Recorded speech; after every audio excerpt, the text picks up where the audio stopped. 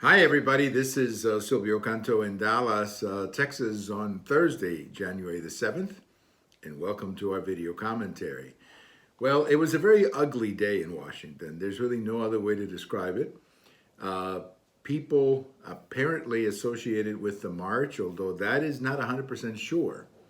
But anyway, people with MAGA outfits or apparel or whatever, as you know, broke into the Capitol and breached security and violated the law. And let me be very clear that every one of those people, every one of those persons, should be prosecuted immediately to the full extent of the law. There was a person who was killed. We've learned now that it's a lady from San Diego who was an Iraq War veteran. What a terrible story that is.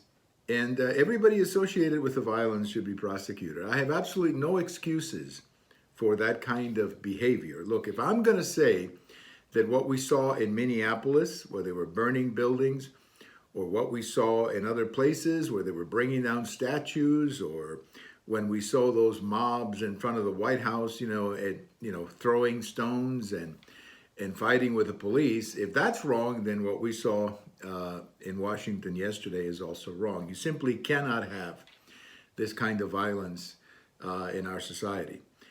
Also, I think all of this, in a sense, did not give us the opportunity to have the presentation that I think I was looking forward to, the presentation with information about the election. I do believe that there were irregularities in this election. Eventually, they're going to come out, I guess.